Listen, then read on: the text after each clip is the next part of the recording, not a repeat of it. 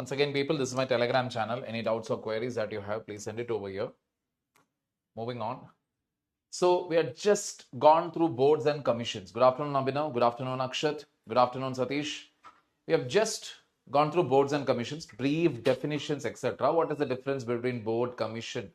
And in largely we saw there is no clear definition as, thank you, Akshat. So there is no clear demarcation as such. So what I would tell you is don't worry about the definitions here. It is just for your understanding.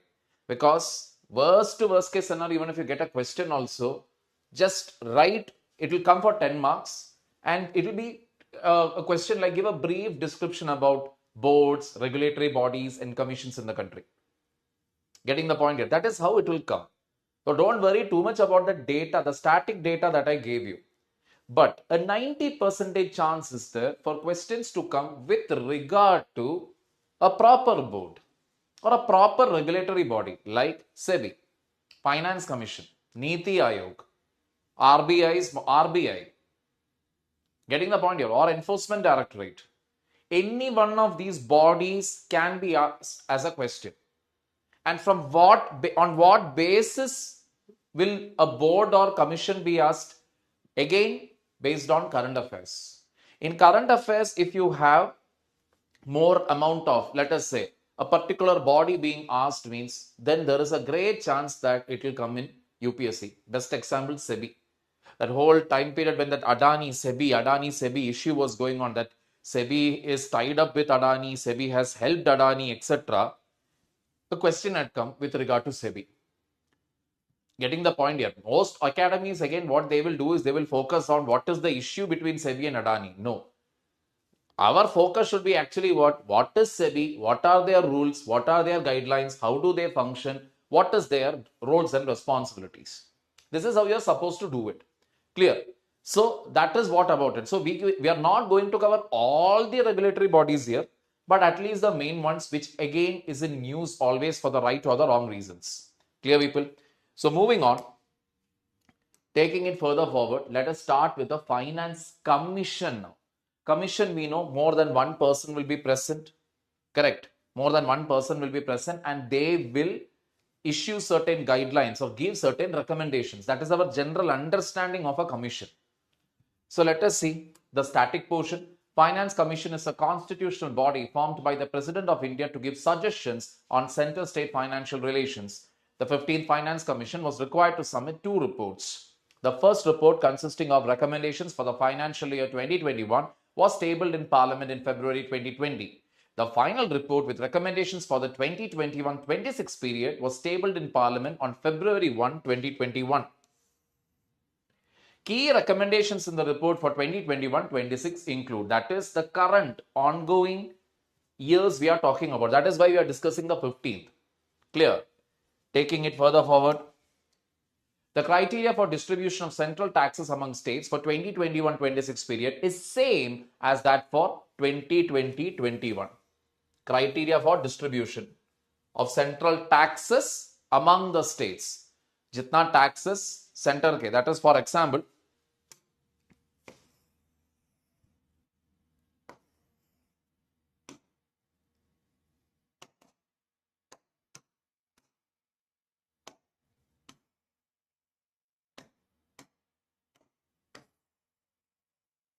if this is the total tax, this much should go to the states.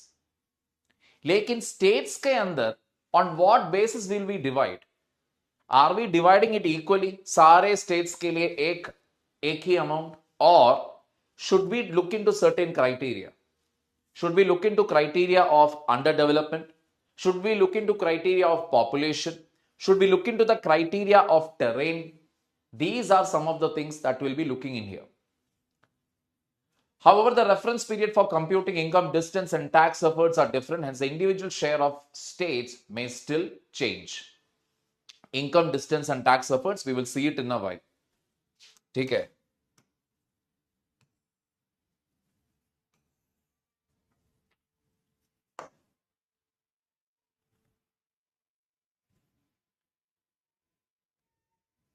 Income, distance, 45, 45, for 15 Finance Commission 2021, 21, 26. Earlier it was 50, now it is 45. Area it is 15. Population according to 2011 census, if you see, it is 15. Demographic performance 12.5, 12.5. Forest and ecology 10, 10. Tax and fiscal efforts 2.5, 2.5. So now I will tell you the main contention here, the main problem here. यानी कि देखो, अगर हमें पैसे किसी को देना है, जैसे कि हमारे पास कुछ पैसे हैं, we have some money with us. There is a rich guy, there is a poor guy. We will give money to whom? The poor fellow. Correct. It is as simple as that. Now, the next question again. You have more number of poor people. Then definitely you will give it to more number of poor people only. If there is few rich guys, but more number of poor people, you will give it to the poorer people only. That is called economic justice, equity, what we talk about. Observe.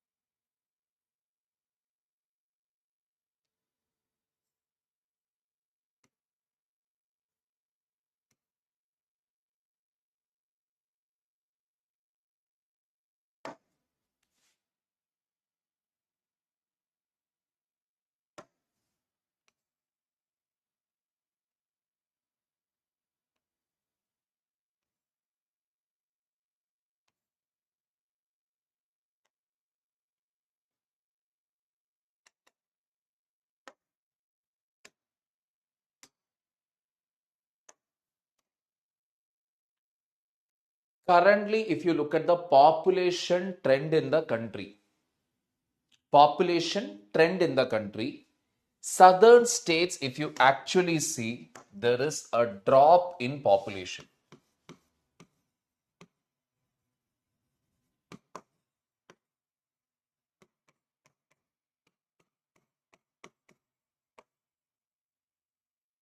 For example, average age in Kerala, in the state of Kerala, if you take, it is more than 40 years. Average age is more than 40 years. In the other states also it is more or less the same. Tamil Nadu, it is more than 35. Andhra, Telangana, Karnataka also, if you take, it is all above 30. That means lesser and lesser children are being born there. In another 10 years, if you take, these states, Andhra, Telangana, Karnataka, Tamil Nadu, Kerala, will literally have the highest percentage of old population in the country.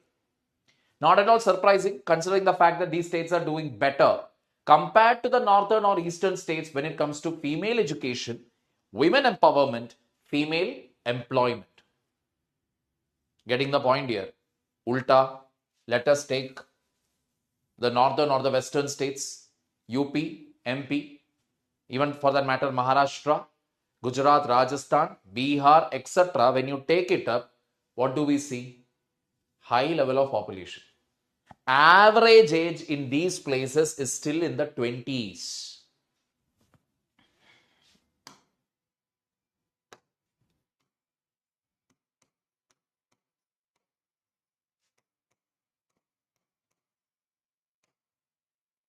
Means what?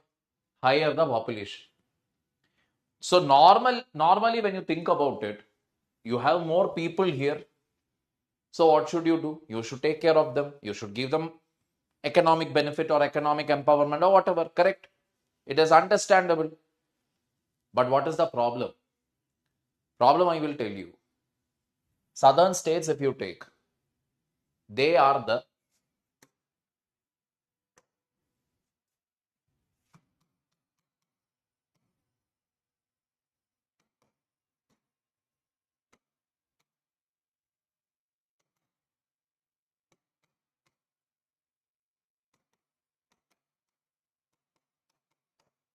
southern states contribute actually more to the GDP.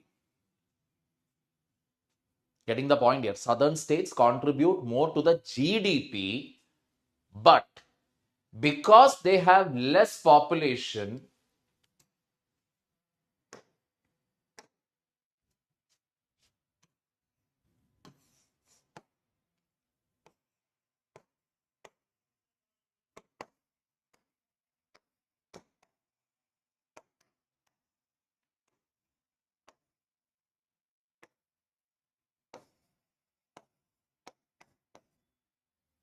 they get less taxes.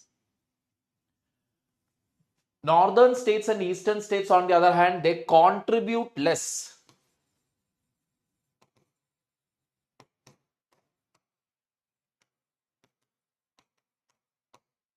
But get more taxes. Why? Population is more. Because if you look at our criteria here,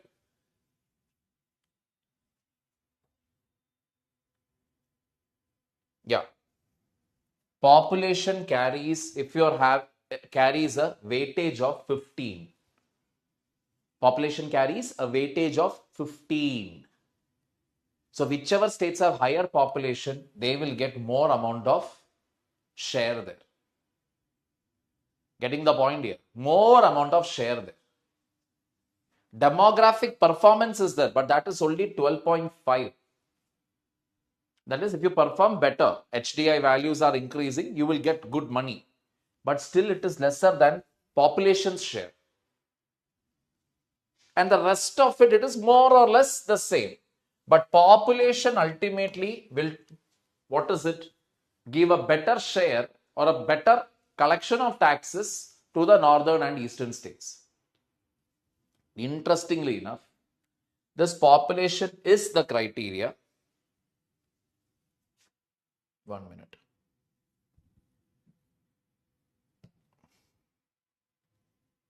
This population is the criteria, or rather the troublemaker were even in many places. That is number one.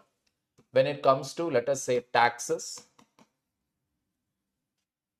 when it comes to funds for disaster management, or even when we talk about the delimitation commission, the controversy is only around this one factor.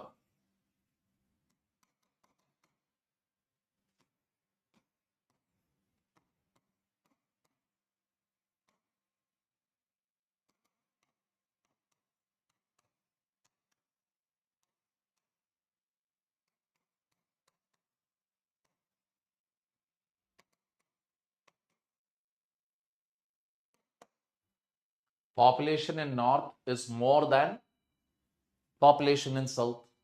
So automatically what happens? North will get more taxes as per the recommendations of Finance Commission. Northern states will get again more funds under disaster management.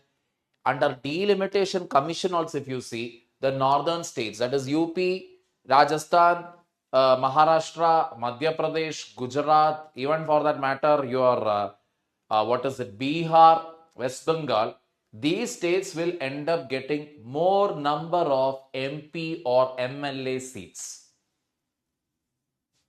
Southern states, hardly there is going to be an increase. Ulta, there is a fear that the existing number of MPs will come down. Getting the point here? So everything comes down to population. Now, is there anything constitutionally illegal about this? Absolutely not. Because when we talk about social justice, when we talk about equity, we have to give preference to those states which are underdeveloped. If development has to reach the remotest corners of the country, you have to cater to the needs of all the people.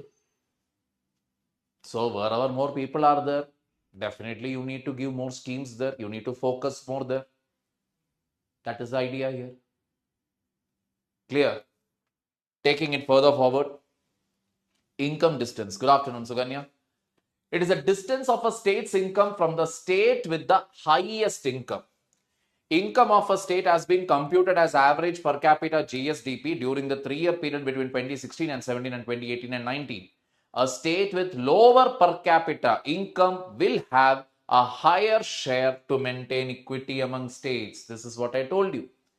Income distance wise also, if you take income distance, what is the weightage given for income distance under the 15th Finance Commission for 2021-26? It is 45% weightage. That means poorer you are, more money you will get again.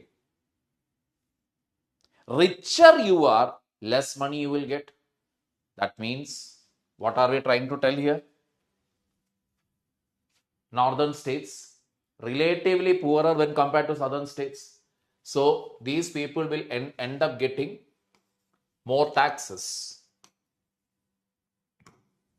Thanks to the concept of income distance. Income distance means comparison. That is how much low their income is compared to the state which has very high income. You will take that is totally taking all the states and union territories together. There will be a state with a very high income. There will be states with very low income. You will compare it with the highest income state. Then you will compare the lowest income. What is the difference? Not exactly the difference, but based on that, you will give more weightage to the poorer states. Clear? Then, demographic performance. The terms of reference of the Commission required it to use the population data of 2011 while making recommendations. Accordingly, the Commission used 2011 population data for its recommendations. Demographic performance criteria has been used to reward efforts made by states in controlling their population. States with a lower fertility ratio will be scored higher on this criterion. Low fertility ratio. That means right now, if you see India's average, if you take national average,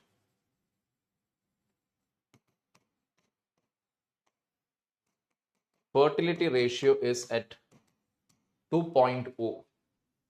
That means number of children a woman may give birth to in her adult life, nationally when you take, it is only a 2. That is hum do hamare do. For a steady population rise, steadily if you want to maintain an upward trajectory of population growth, the correct value should be replacement level 2.1. That is the correct thing. That is, population is growing upwards, slightly upwards. That is, some families are having minimum 2 children, some are having minimum 3 children. In this way, if it is climbing up, it is good for an economy. That means population is rising, but very steadily, very slowly. Right now, what is happening in our country is, right now we are reaching the fertility ratio is less than the replacement ratio. That is, fertility rate is at what? 2.0. Replacement rate is what? 2.1. Means what? Lesser and lesser families are having 2 children. Many are not even giving birth to children. Many are not getting married. Many settle just for 1 child. Getting the point here. In this matter, if you see, who will get more fund?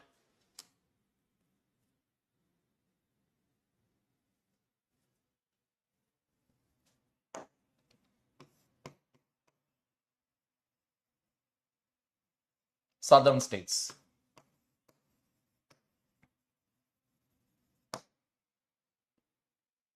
Any doubt so far with regard to income distance or demographic performance?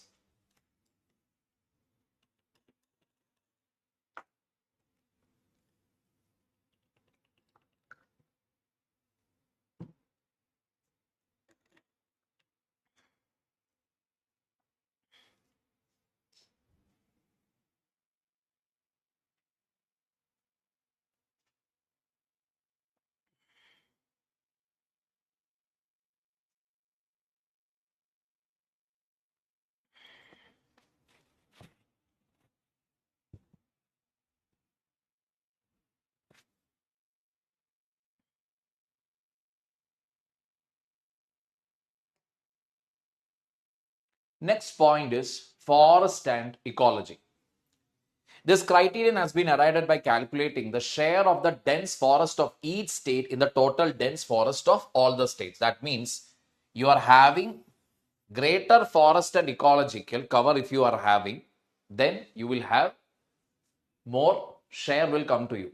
But that is not a significant criteria if you remember. That is, it is only coming to what forest and ecology. It is just having a weightage of 10. Clear? Then tax and fiscal efforts. This criterion has been used to reward states with higher tax collection efficiency. It is measured as a ratio of the average per capita own tax revenue and the average per capita state GDP during the 3 years between 1617 and 1890. So how efficiently are you collecting the taxes? And that is probably the lowest value here, weightage of 2.5. So if you actually calculate this, 45 plus 15 is 60, 60 plus 15 is 75, 75 plus 12.5 is 87.5, 97.5. Finally, you get it as 100. Getting the point here, people?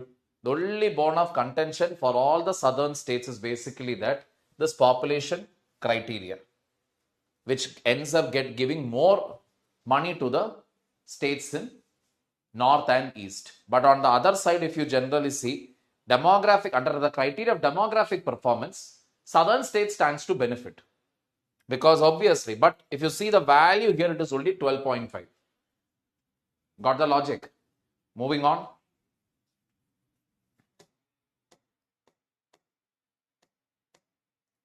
Over the 2021-26 period, the following grants will be provided from the center's resources. Revenue deficit grants. 17 states will receive grants worth rupees 2.9 lakh crore to eliminate revenue deficit. So, what is revenue deficit? So, we know for any government, there are two accounts.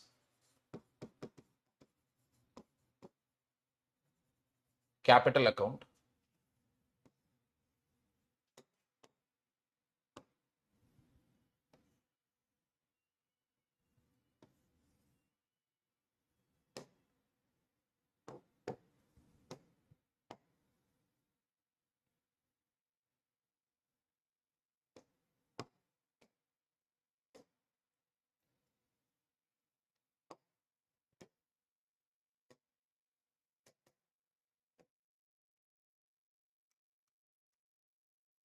Receipts,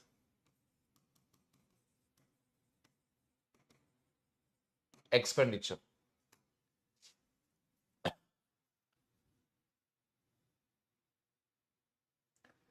Capital receipts means whatever. Why northern states not supporting women empowerment as compared to southern states? See, it is not, we cannot just answer that in one word as such, Satish. Why northern states are not supporting, we cannot answer it easily because there are multiple reasons for it. Caste is one major reason. I'm not telling that in the southern states, caste is not there. Caste is there even in southern states. But in northern states, it is still very, very, very strong. Caste is one major reason. Second reason, again, if you see, grassroots level education is still not encouraged there. Women or the girl child, always their education is pulled back just for the sake of the sons in the family. Sons, let them study as much as possible. Daughters, they need to do cooking, etc. because tomorrow they have to go to another home. They need to learn all this. I don't know whether you watched that video. The other day I was watching it. A girl, she was talking, that is भाइयों को, that is basically she was telling, भाइयों को सब मिलता है, बहनों को नहीं. My mother told me, that is a girl child is telling, my mother told me that I can join science group only if I score more than 400. But I scored 399. And for that reason, my mother did not allow me to take up science and I had to take up arts. And as she says this, she starts crying. This is the ground level reality there. Because इतना पढ़ने की जरूरत ही क्या है? कल तो विवाह करके इसे देना है. That is, the girl is going to go somewhere else. Mostly what the families think is, okay, girl child anyway, she will get married and go somewhere else. Even if we teach her, she gets a job. She is not going to earn the money and send it to us. She is going to some other home and she will bring prosperity to that home. For that, why should I waste my money on her? This is the thought process. So a social stigma, until all these things changes, we cannot expect things to change at the grassroots level. Coming back to capital receipts and capital expenditure, receipts means what? Whatever comes as income under capital account. And this generally, if you see, this will include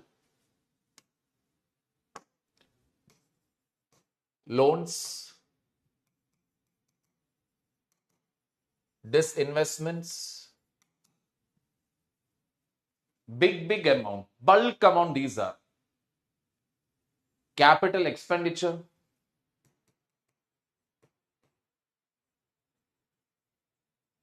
infrastructure expenditure, roadways, railways, highways, ports, airport, seaport, all of that, factories, industries, all of that will come under expenditure. Talking about revenue account. Even revenue account has what? Two components.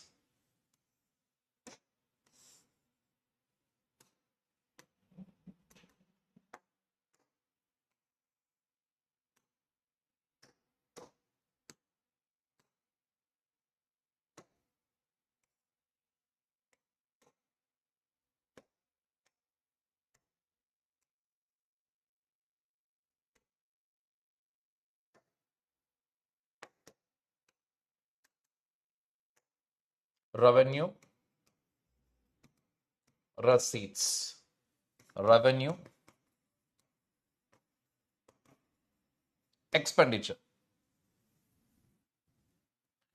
So revenue receipts, when you talk about, this is basically your tax plus non-tax sources. That means fines, user charges, all of that. Tax, again, you know, it will contain both the components, income tax, GST. Whatever you collect on a daily basis comes under this. Expenditure, when you talk about, under this, what and all will come for a state? Salaries, pensions, subsidies,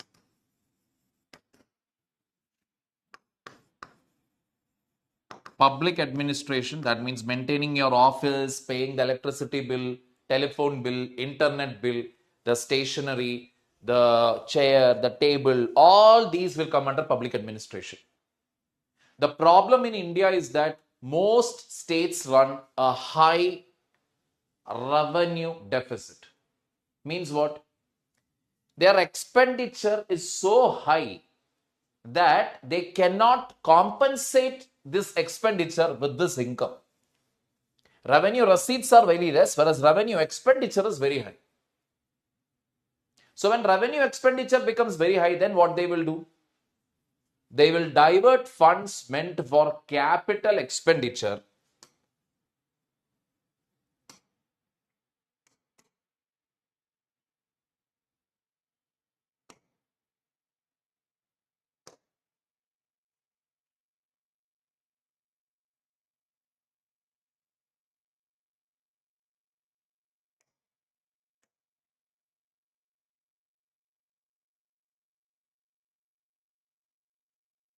money that is meant for capital expenditure is taken and spent on what? Revenue expenditure. Classic example is the state of Kerala. State of Kerala, even though everybody will say governance number one, ease of doing business ranking number one, literacy number one, that number one, this number one. The interesting scenario here is Kerala, the state of Kerala runs one of the highest revenue deficit in the country. Because like I told you in one of my earlier classes, the salaries and pensions paid in the state of Kerala is very, very high.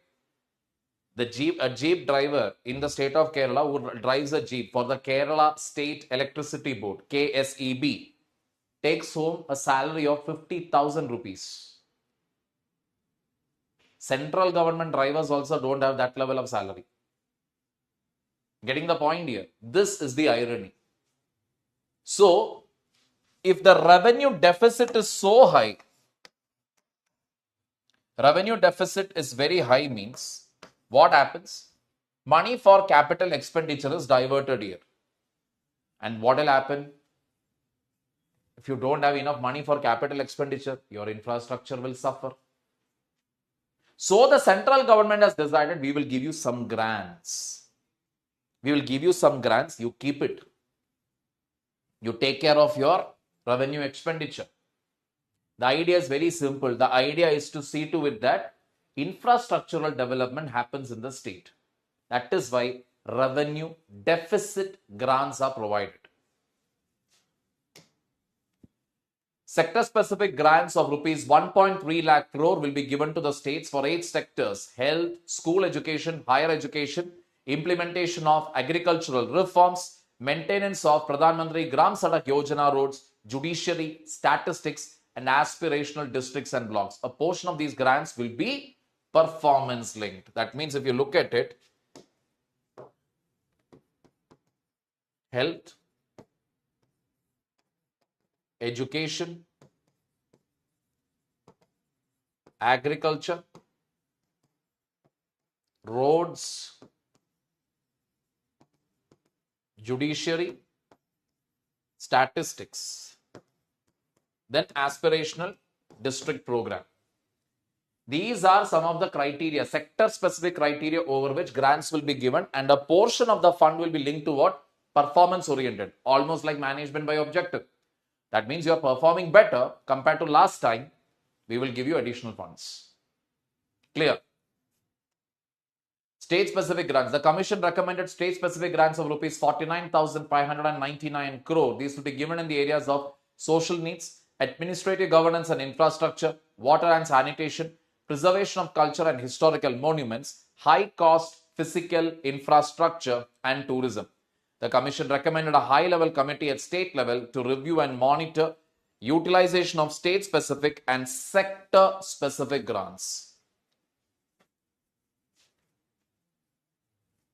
Clear? So this is the thing. Again, just these few things, again, let me tell you, these are potential prelims-oriented points.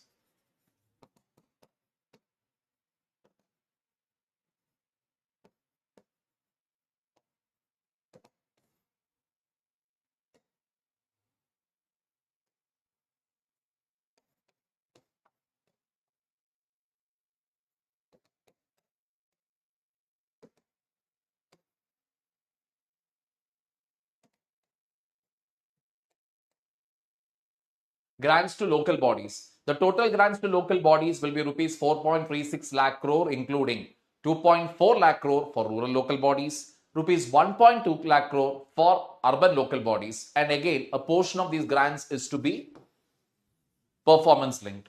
Rupees 70,051 crore for health grants through local governments. The grants to local bodies will be made available to all 3 tiers of panchayat: village, block, and district. Now, the next thing you have to understand here is grants are being provided to the panchayats and to the urban local bodies. Great, fantastic. Scenario is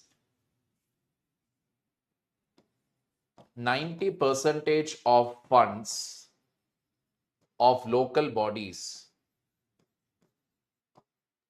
are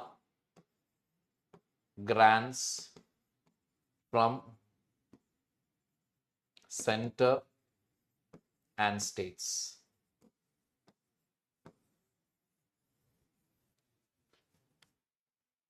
That means majority of the panchayats in our country, majority, almost all the panchayats in the country, that is block level, tehsil level, whatever you talk about, or the municipalities you talk about, municipal corporation you talk about, 90% of their funding comes from what? Comes from center and states. They are having very little own funds.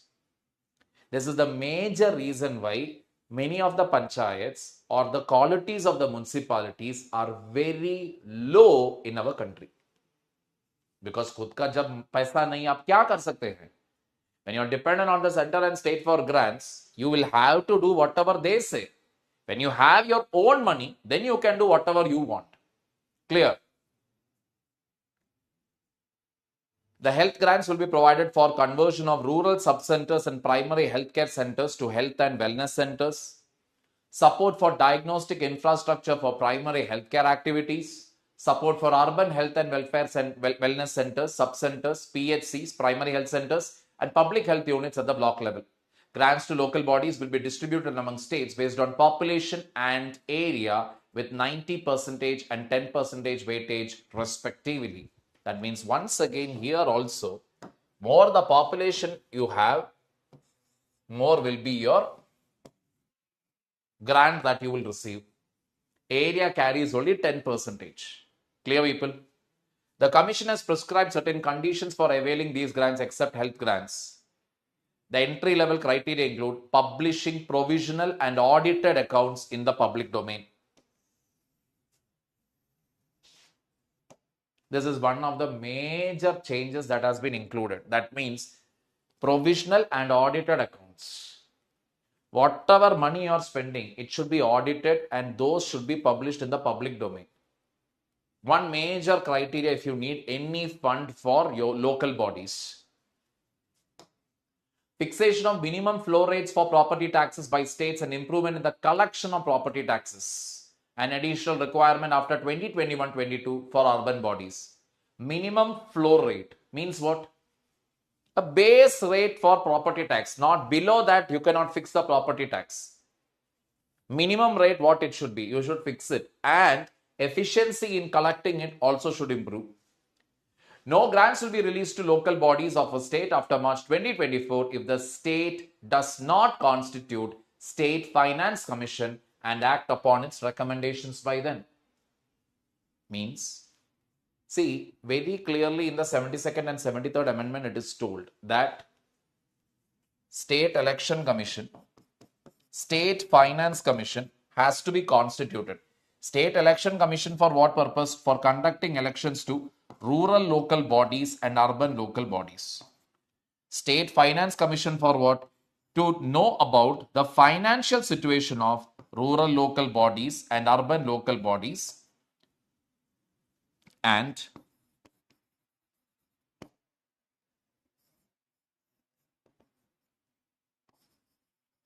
state government will transfer funds based on the recommendations of the State Finance Commission. Just like our center is transferring funds to the state based on Finance Commission of India, similarly, state should transfer fund to the local bodies based on the recommendations of State Finance Commission. But unfortunately, if there is one constitutional provision that is being blatantly, unashamedly being violated by almost all the states in the country, it is these two provisions. No state is interested in constituting State Election Commission. No state is interested in constituting the State Finance Commission. Reasons for it, we will discuss it in detail when we are taking up rural local and urban local governance. Clear, people? Moving on. Disaster risk management. The Commission recommended retaining the existing cost-sharing patterns between the center and states for disaster management funds. The cost-sharing pattern between center and states is 90:10 for northeastern and Himalayan states and 75:25 for all other states. State Disaster Management Fund will have a corpus of rupees 1.6 lakh crore. Center's share will be 1.2 lakh crore. So what is this State Disaster Management Funds, etc.? That breakup of disaster management, I will take it as a topic separately, or I will give it to you as a handout, one or the other thing, because that is also a portion under our syllabus. Plus, it is also there in our GS paper 3. There we will discuss it. The Commission suggested that the center bring down fiscal deficit to 4% of GDP by 2025-26. For states, it recommended fiscal deficit limit as a percentage of GSDP of 4% in 21-22, 3.5% in 22-23, and 3% during 2023-26. If a state is unable to fully utilize the sanctioned borrowing limit as specified above during the first 4 years, it can avail the unutilized borrowing amount in the subsequent years. What does this mean? What is fiscal deficit? Fiscal deficit, like I told you, fiscal deficit simply means a state's expenditure is much, much more than its receipts. To a certain level, if we are seeing, it is good. Some amount of fiscal deficit is always good. Why? Because it only shows that the state is borrowing money and it is investing for future growth.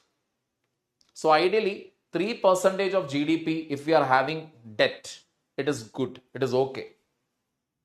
Anything more than that, if it goes more than 4%, 5%, etc., it is not generally good, because fiscal deficit, if it is too high, if FD becomes too high, then that can easily lead to inflation.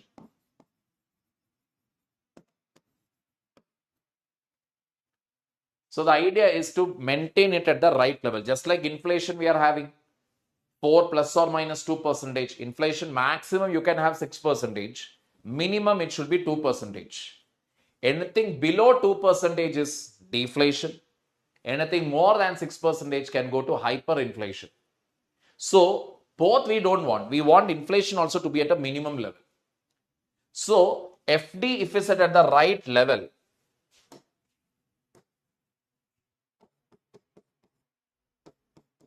can lead to growth. And whenever you are having growth, you will have some amount of inflation.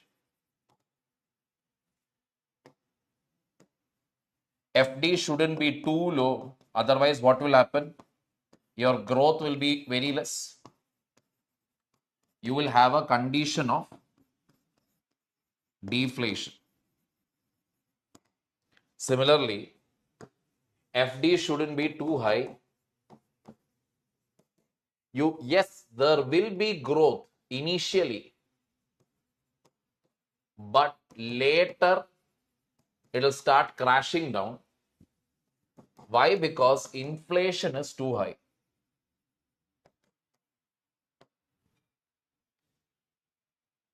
All right, people. Extra annual borrowing worth 0.5% of GSDP will be allowed to states during first 4 years upon undertaking power sector reforms, including reduction in operational losses, reduction in revenue gap, reduction in payment of cash subsidy by adopting direct benefit transfer, reduction in tariff subsidy as a percentage of revenue. That is, if these 4 conditions are met, you will be allowed to borrow worth 0.5% of your GSDP if power sector reforms are made. If a state makes these changes, additional borrowing will be allowed. Up to what level? 0.55% of GSDP, gross state domestic product.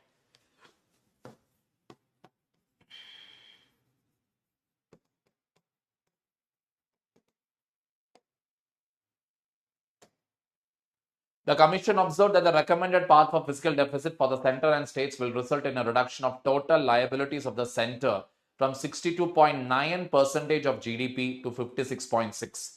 See, let me tell you, increasingly enough, what the center is trying to do these days is reduce their expenditure.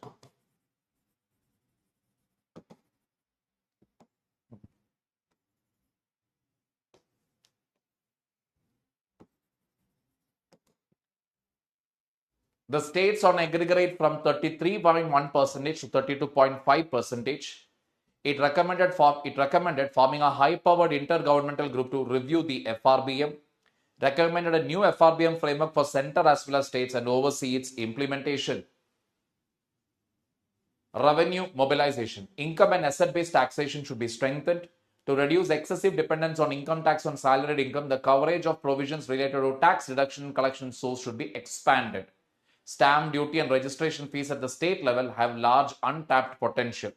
Computerized property records should be integrated with the registration of transactions, and the market value of properties should be captured. This is already happening with Aadhaar linkage and digital land records. See, this level of knowledge do you need for Finance Commission? Not actually necessary. Should you by heart all of this? Again, not necessary. But should you know it? Very, very needed. Why? Because I will tell you. Again, because it is in the news. This is all talking about what? How can you strengthen the state finances better? How can you reduce the state's debt? How can you improve the finances of the local bodies? All recommendations given by Finance Commission.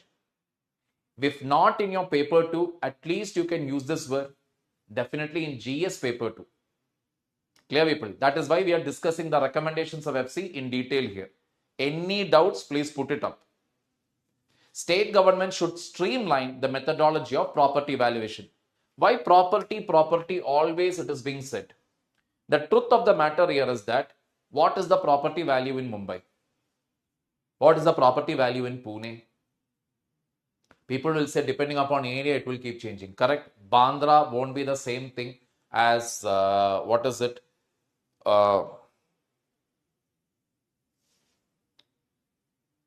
Mumbai, Bandra, and one more place I forgot. Okay, Bandra region will be having a high value.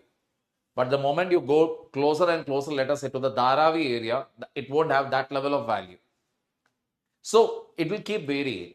So what the center wants the states to do is you fix a property price for everything, put it properly, put it in record, so that everybody gets to know, put it up digitally, post it publicly, so that everybody gets to know how much is the property tax that is being collected. Because only when we know the land value, you will get to know how much property tax you can collect.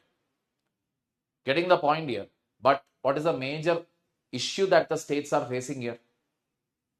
To go and collect these taxes, who is there? See, municipality should collect the taxes. For that, municipality should have staff. If municipality don't have staff, how are they going to collect it?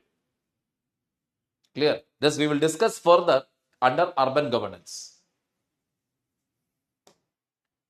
The inverted duty structure between intermediate inputs and final outputs present in GST needs to be resolved. Rate structure should be rationalized by merging the rates of 12 and 18%. States need to step up field efforts for expanding the GST base and for ensuring compliance. What do you mean by inverted duty structure between intermediate inputs and final output? Simple. Sometimes intermediate inputs like the screen of a smartphone.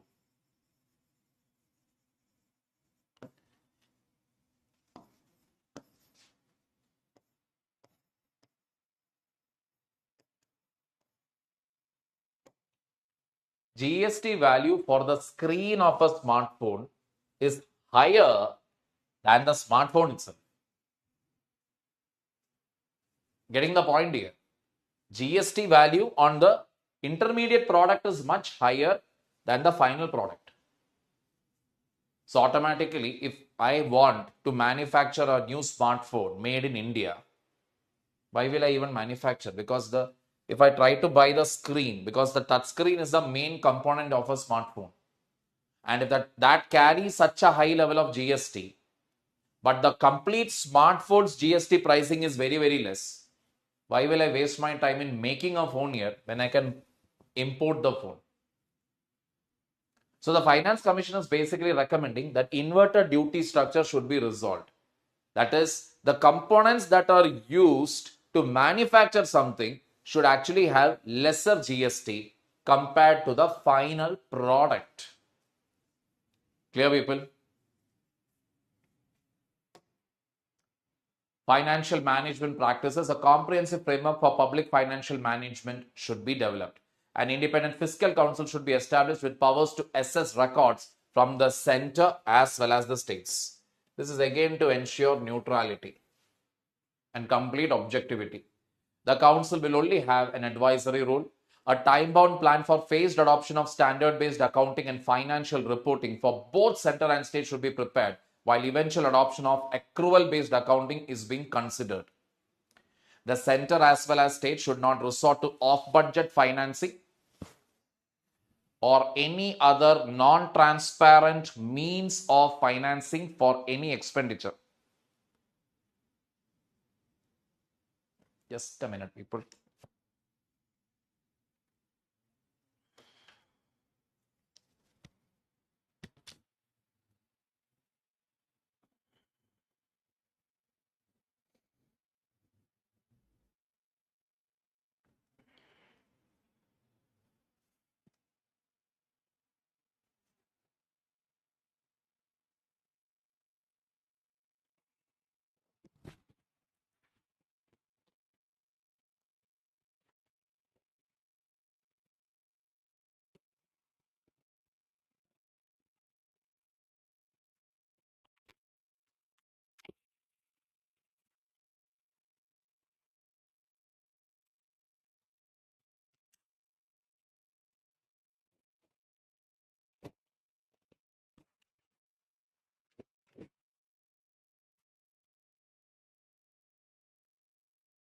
independent FC to assess the records from center as well as states. Exclusively to do with what? The fiscal performance of center and states. They will have only one job. But again, it will be only what nature?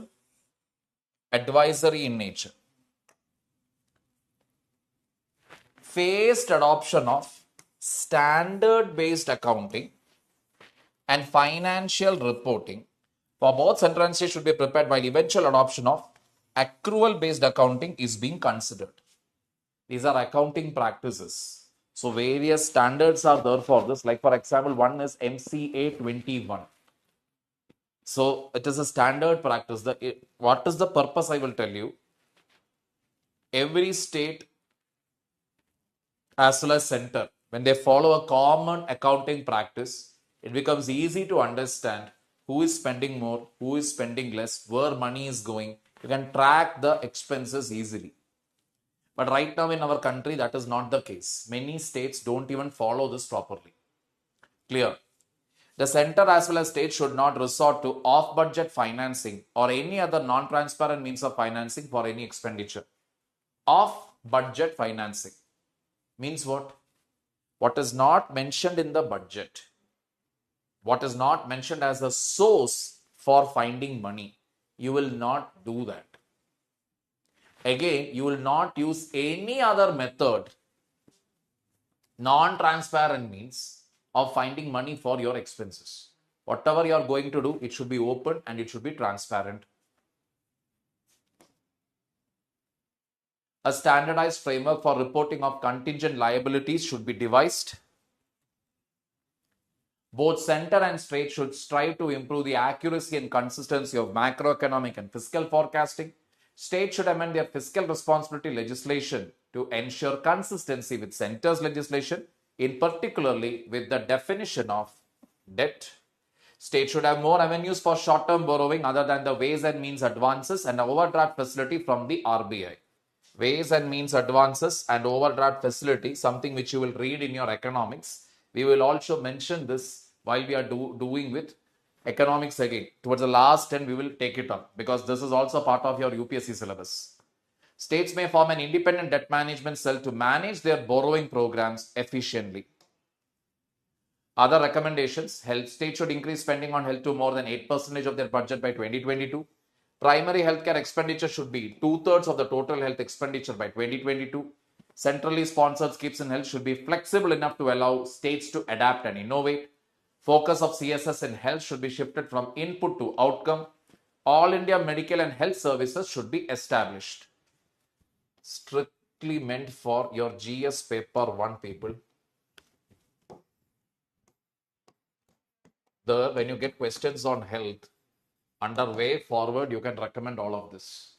That is the only reason I am doing this. This material is very, very comprehensive. What you require from PABAT perspective is only what we discussed earlier, that how the taxes are being shared between center and states. What are those criteria? That's it. Beyond that, whatever we have discussed is more important from GS paper 1 society, GS paper 3 economics.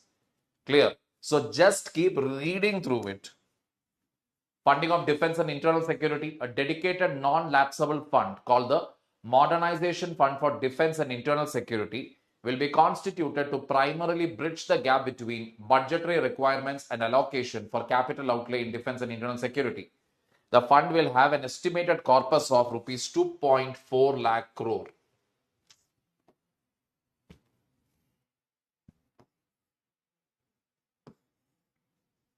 Of this, 1.5 lakh crore will be transferred from Consolidated Fund of India. Rest of the amount will be generated from measures such as disinvestment of defense public sector enterprises and monetization of defense land. Centrally sponsored schemes. A threshold should be fixed for annual allocation to centrally sponsored schemes, below which the funding for a CSS should be stopped. To phase out CSS which outlived its utility or has insignificant outlay. Means what? See, there are two schemes: central sector schemes and centrally sponsored schemes. Central government is trying to put an end to the sponsored schemes by giving more flexibility to the states to form make schemes which are suitable for their local conditions. Third-party evaluation of all CSS should be completed within a stipulated time frame. Funding pattern should be fixed upfront in a transparent manner and be kept stable. Under the 15th Finance Commission, if you see, Andhra Pradesh 4.047,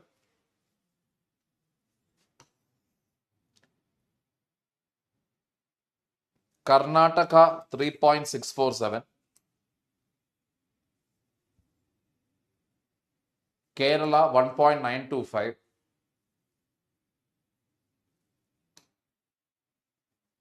Tamil Nadu 4.079, Telangana 2.102. Now let us go back. Bihar 10.058. Then Maharashtra 6.317, Madhya Pradesh 7.850, Rajasthan 6.026, UP 17.939, West Bengal 7.523. If you look at the values itself, you will understand that there is some merit in whatever the states have been claiming. Getting the point here. UP gets the highest share here because if you actually look at it population wise, you actually look at their other criteria also, they get the lion's share here. Clear?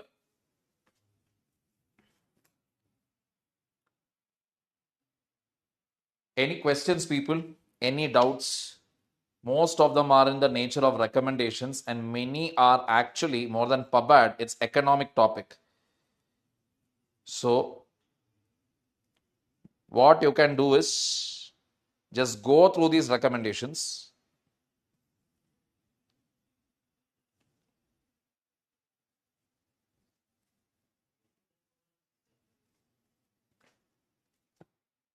Because it is important from a mains perspective and some points from a prelims perspective. I have kept it very comprehensive. You don't require that level of information to write an answer on Finance Commission. But you will be requiring it for your other papers. That is the point here. Any questions, people?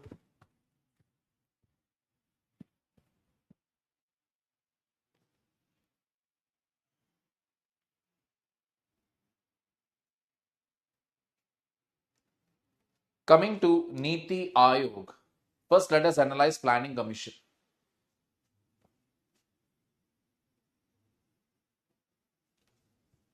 We will analyze it through Niti Aayog again. Came into existence on Jan 1, 2015 through a resolution of the cabinet. The new body was chaired by the Prime Minister, Chief Ministers and Lieutenant Governors of states or union territories and other invitees. And that is your governing council. So, the governing council of Niti Aayog consists of who and all? It actually comprises of Prime Minister, Chief Ministers, Lieutenant Governors of states or union territories and other invitees. The main purpose of setting up of Niti Aayog was to provide a nimble body that would meet the governance and growth challenges in a new world. Means, see, the purpose of Niti Aayog is a think tank for whatever problems are there currently, whatever problems may arise in the future, think ahead, give solution. Again, a recommendatory body. This is the purpose. Unlike the Planning Commission, Niti Aayog does not have any power to allocate funds to union ministries or craft schemes for states. This is the fundamental difference here. Because Planning Commission, while setting up the plan, what ended up happening? They will set a plan for the states. Okay, now we are focusing on agriculture this year. We will focus only on agriculture, first plan. And for this, we will allocate money. 1951 to 56, first 5-year plan focused on agriculture. So Finance Commission on the other side is telling, if you are deciding the money, how much money should go for a scheme, then why am I sitting here? So Planning Commission was like, that and all I don't know. We will decide now how things should go. Because of that one reason, what happened was that Finance Commission became a defunct body. That is literally, I'm telling you, from 1951 To all the way till 2014, Finance Commission did not have any role. In fact, let me tell you, a question on Finance Commission was a rarity in UPSC. I remember still when we were preparing, at least in the initial days, Finance Commission was a chapter we would always skip. Recommendations of Finance Commission also nobody used to bother, because what is the whole point? When planning commissions making their own plan, deciding on their own funds, deciding on what schemes, everything when planning commission decided, who is going to think about Finance Commission? That whole thing changed when Niti Aayog came. Because Niti Aayog can only give ideas, suggestions, what plan should be made, what scheme should be made, how funding should be done. Scheming, planning, left to states and center. The government will decide. Allocation of fund, Finance Commission will decide. That means it was clearly a demarcated entity now. If the Planning Commission was a fused body because it was doing funding, it was behaving like a think tank. It was also behaving like what? Finance Commission. Everything it was doing. Job of the executive, job of a think tank, job of the Finance Commission. Fused body. Niti Aayog is a classic example of a well differentiated and integrated body. Because they will only suggest what? Ideas. What to do next. Funding, Finance Commission. What plan or scheme? Governments will decide. Niti Aayog therefore does not overshadow the Finance Commission, a constitutional body. The Planning Commission was not adequately meeting these challenges because of its top-down approach and centralized administration. PC was a classic example of that. Because automatically Prime Minister took called all the shots there. So Prime Minister will always favor those states where his party was in power. Wherever his party was not in power, they will never favor it. That is how the Planning Commission used to work. And let us take the state of Kerala. Planning Commission will come out with a scheme, Sarva Shiksha Abhiyan. We are going to focus on primary school education this year. This is the ultimate aim. State of Kerala will be like, we are already doing great in primary school education. We are having 100% literacy there. We need funds for industrial development. We need funds for promoting tourism. Planning Commission will not agree. Planning Commission will be like, nothing doing. This year we are focusing for the whole country. When we are focusing on Sarva Shiksha Abhiyan, we cannot make separate rules for you, Kerala. If you want funds, take money for Sarva Shiksha Abhiyan. This is how it used to be. No more. Nowadays, the power is being given to the states to decide what they want to do with the money. The PC ended up as a dispenser of patronage through its power to approve state development plans as well as distribute money for social sector schemes. That means whatever plans you have, whatever schemes you have, you should get the approval of Planning Commission. Without the blessings of Planning Commission, you cannot keep a step forward. PC's relevance was coming down in a world where the market forces were determining the allocation of resources and where the private sector was driving investment. 5-year plans had laudable growth objectives but were often not achieved. That is also there. That is, Planning Commission again you need in an era where 1951 to 1991, this made absolute sense. Why? We were a poor country. So somebody had to be at the top to guide us. But post LPG era, what is the whole purpose of Planning Commission? When we can interact with private players also can get involved. NGOs, civil society organization, corporates, all these people can get involved. Why you need a Planning Commission? And again, when you are talking about governance should be from bottom level up. There also Planning Commission did not go well with that. Because bottom level up means what? Okay, for your area, what you need, according to your environment, your local conditions, you make a scheme. Not possible with the Planning Commission. Clear? Moving forward. The biggest failure in 65 years of planning has been agriculture. True. So Planning Commission again, I remember still, just before that year, that is 2013-12 and all, when we used to read the Hindu paper, they'll keep telling that planning commission needs to become more better. It should have more representation of the states. Planning commission should understand what the states require. This is how the articles used to come in the Hindu. 15 onwards, the moment Niti Aayog came, Hindu changed its full stance again. Oh, this is against democracy, this, that, etc. Reality is, again, like I have told you earlier, this is not an idea directly coming from the BJP. This idea was first mooted by, again, Dr. Manmohan Singh's government. The name at that time, what they gave was, Planning Commission's name was changed to SRC, that is Systems Reforms Commission. Same thing, after making a few more cosmetic changes, it became Niti Aayog. That's it. So if you see, Planning Commission, so many years, many people are telling Planning Commission was great, etc., this, that, etc. What is the reality? 65 years, has Planning Commission able to do anything for agriculture sector? Nothing. Hardly any change. Most plans failed to achieve the modest goals in agriculture. Most estimates were wide of the mark and resulted in revised estimates which were different from the planned numbers. Planning also failed to address regional inequalities, rising concentration of wealth, and parallel economy.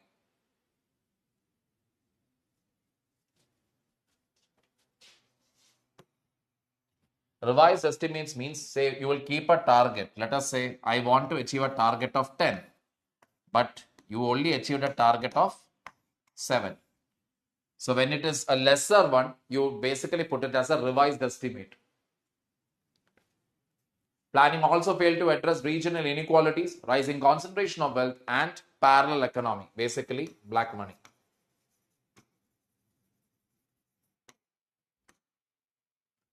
Planning was successful in becoming largely self-sufficient in food grain production, setting up basic industrial infrastructure, steel, cement, fertilizers, expanding telecommunication and transport, railroad, ports, network, irrigation and power infrastructure, space technology, and laying the groundwork for primary, secondary, and higher education. There was an emphasis on the active involvement of the states in Niti Aayog and a constant reference to cooperative federalism. This is the highlight of Niti Aayog. Planning, yes, it had its advantages, no doubt about it. But the most important factor where Niti Aayog dominates over Planning Commission is that it creates a sense of cooperative federalism. That means all states have equal say there. It is not that the ruling party in power will only decide on things. No, everybody has a stake. Not only leads to cooperative federalism, it also leads to competitive federalism. Because Niti Aayog can literally tell one state, see, this state is doing something like this. Why don't you also try doing that? Getting the point here. Further, the focus shifted from planning to projects, most of which were to be implemented in mission mode. This was visible in the Jan Dhan accounts which were opened across the country and led to many citizens opening a bank account for the first time. This was combined with Aadhaar, and the mobile phone constituted the JAM Trinity and has been successful in transferring benefits directly to the beneficiaries' accounts. This was extended further to include payment banks, UPI, and seamless coverage across shops, establishments, and merchants, and many services, popularly referred to as Digital India Stack. That is the entire thing. Jan Dhan Aadhaar accounts, JAM Trinity, UPI services, all these were a result of what? The recommendation given by Niti Aayog. Because they basically told, if you really want financial inclusion to happen in the country, what is the first and foremost thing necessary? Everybody should have a bank account. From that one suggestion is, today we have the result here. Clear. Where 86% of whatever transactions we have in the country, they are all digital in nature. Clear. Another area where planning has been superseded and projects have been emphasized has been in the area of large infrastructure projects and their regular monitoring, mostly in the areas of railways, ports, highways, and other socio-economic infrastructure. All this has now been integrated into the PM Gati Shakti platform, with projects being monitored at the highest level. That is the next advantage. Whatever huge infrastructure projects are there, directly it is being brought under PM Gati Shakti program, directly monitored by the PMO's office, so that they can know what is a point-to-point update, pin-to-pin update, and fasten the process, understand what are the roadblocks, and clear it. Objectives of Niti Aayog. Just a minute, people.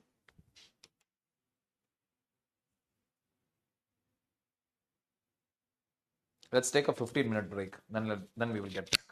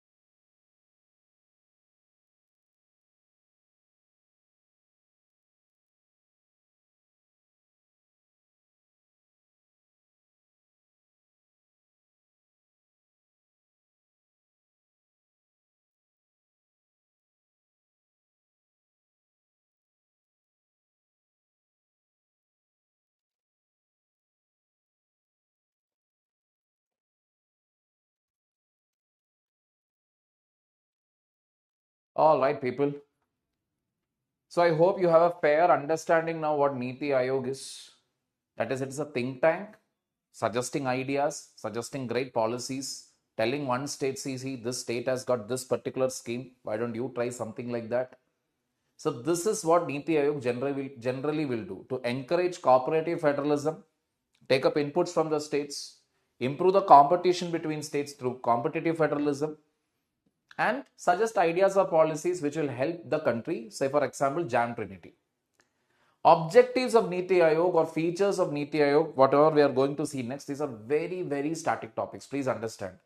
But we have to go through it because although I have put it under boards, commissions, etc., this is actually a topic that comes under the chapter plans and priorities.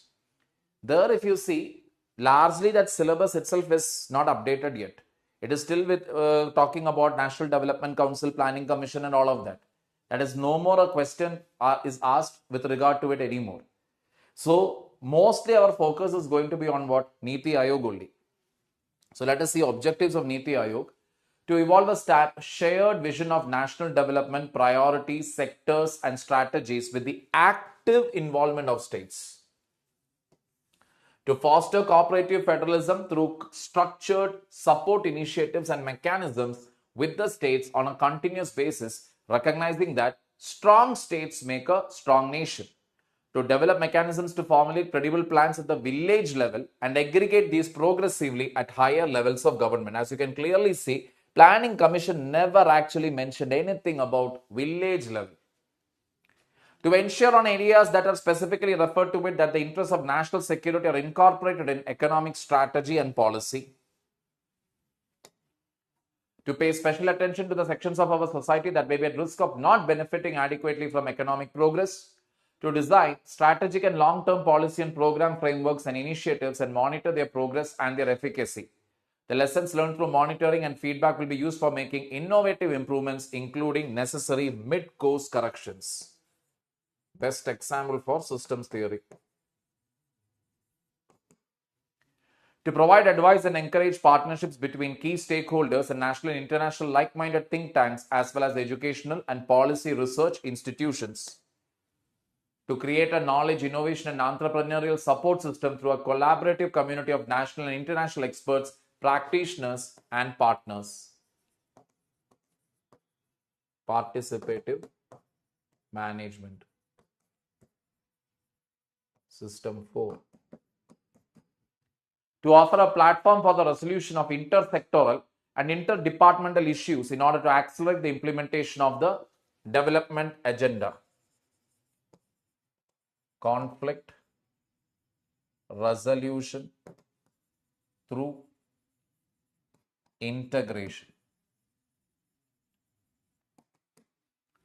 To maintain a state-of-the-art resource center, be a repository of research on good governance and best practices in sustainable and equitable development, as well as help their dissemination to stakeholders. That means to keep all good ideas, and whenever it is required, give new ideas, give new schemes, new suggestions, etc., which can be used by the states to solve their problems, socio-economic problems. To actively monitor and evaluate the implementation of programs and initiatives, including the identification of the needed resources so as to strengthen the probability of success and scope of delivery. To focus on technology upgradation and capacity building for implementation of programs and initiatives. To undertake other activities as may be necessary in order to further the execution of the National Development Agenda and the objectives mentioned above. Now let me tell you the entire thing that we have seen so far, objectives of Niti Aayog. It is again for your information, FYI. Please go through it. Clear, people? Features when we talk about Niti Aayog is developing itself as a state-of-the-art resource center with the necessary knowledge and skills that will enable it to act with speed, promote research and innovation, provide strategic policy vision for the government and deal with the contingent issues. It is supported by an attached office, Development Monitoring and Evaluation Organization, a flagship initiative, Atal Innovation Mission, and an autonomous body, National Institute of Labour Economics, Research and Development. Niti Aayog's entire gamut of activities can be divided into 4 main heads. Policy and program framework, cooperative federalism, monitoring and evaluation, think tank, and knowledge and innovation hub.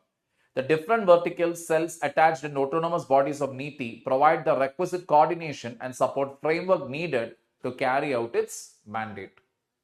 So this is the structure here. Like I told you, one of my friends is working with NITI Aayog. So her basic job is to keep doing research for the Northeast area. So she will go there, visit these places, she will do field studies, etc. and submit those research reports to NITI Aayog. And she directly reports to the Joint Secretary. Getting the point here, who is again an IAS officer.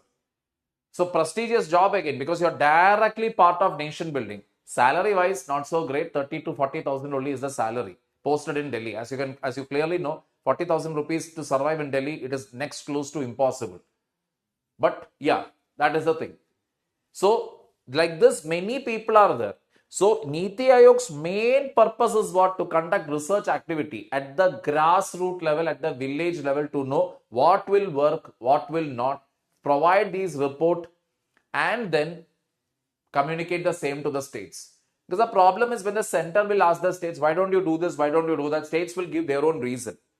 But when NITI Aayog directly conducts the research, etc., and then NITI Aayog will also have an idea what will work, what will not. Now they can communicate better to the states. Clear? Review of NITI Aayog. It has contributed to policy making at the central level. This has largely been due to the dynamic personality of its former CEO, Amitabh Kant, who by his sheer force of personality and erudition put the stamp of NITI Aayog on public policy. Some of the areas where NITI Aayog has contributed is regarding the policy related to electric vehicles and semiconductors. It has handled issues like asset monetization, which normally would be tackled by the concerned departments. The mandate of the NITI Aayog is policy and program framework, cooperative federalism, monitoring and evaluation, and acting as a think tank and knowledge and innovation hub. This mandate is quite wide and would often put NITI Aayog in conflict with concerned departments. However, once again, the personality of the CEO could determine the success of NITI Aayog.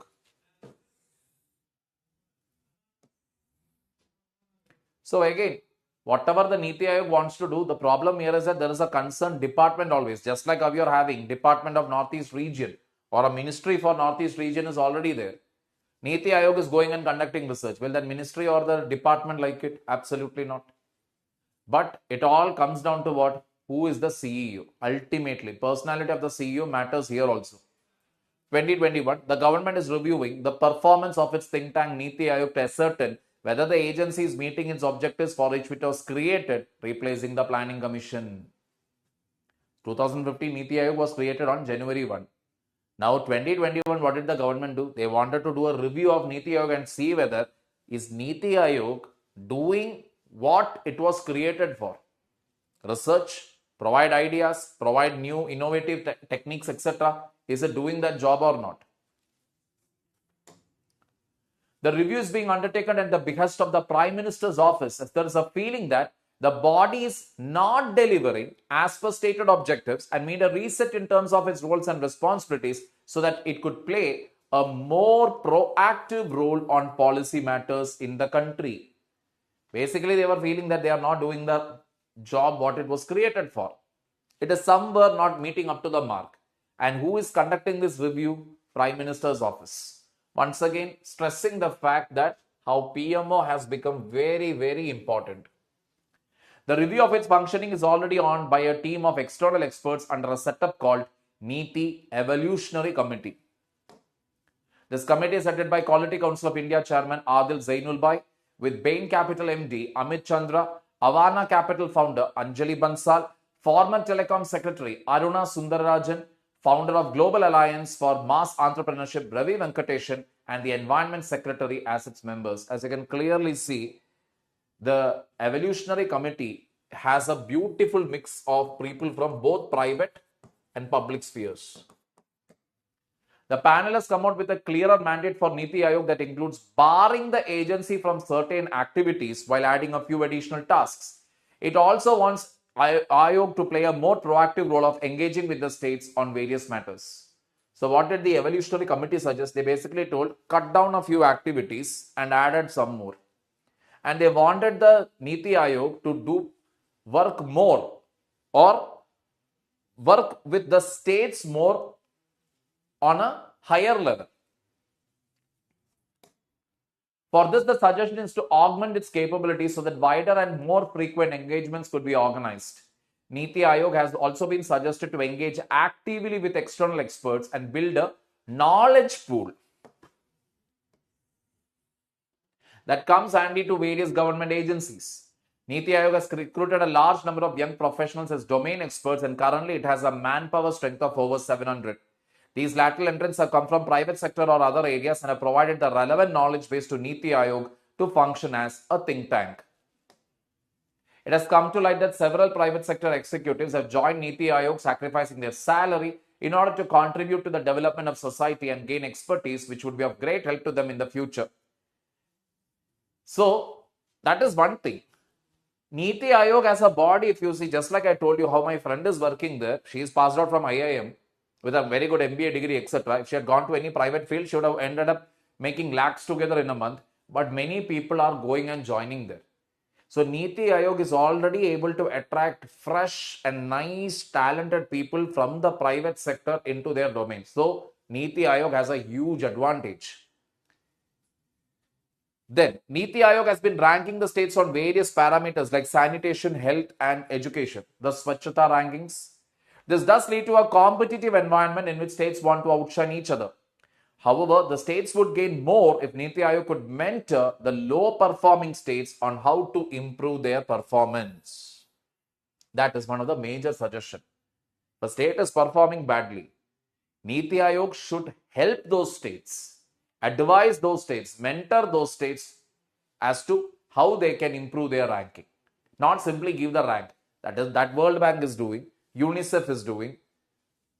Getting the point here. Many agencies, international, they are doing. They will give a rank and they will say, see, you are doing very bad. Why you are doing bad?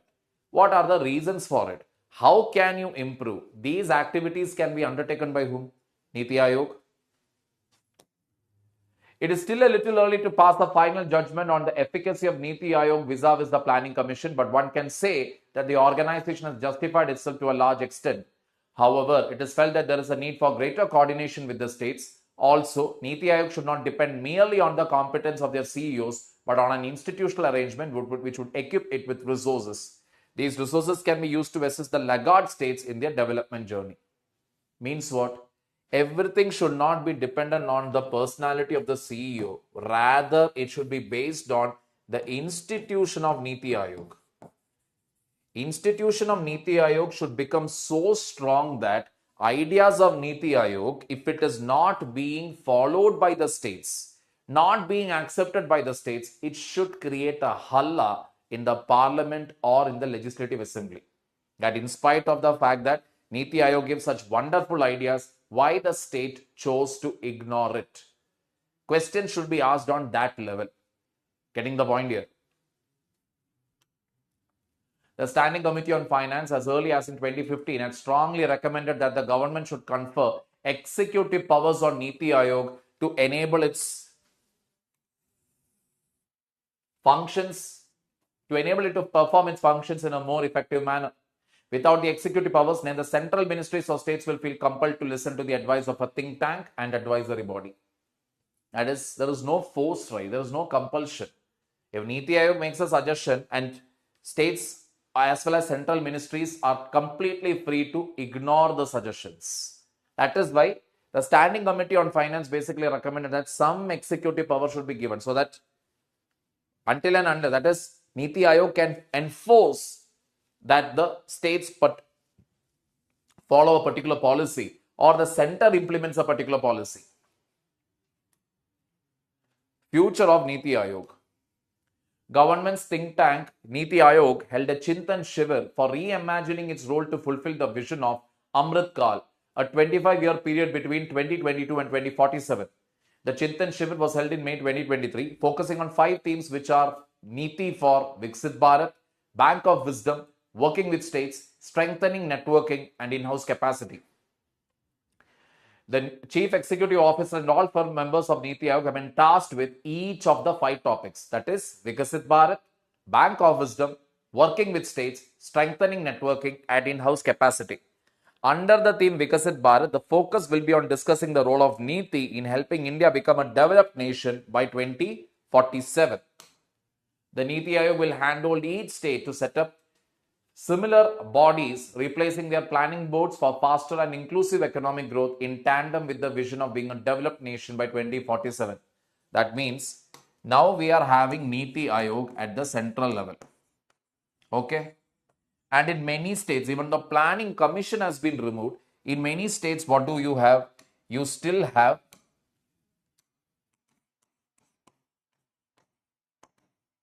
planning boards, state planning boards. State planning boards are there.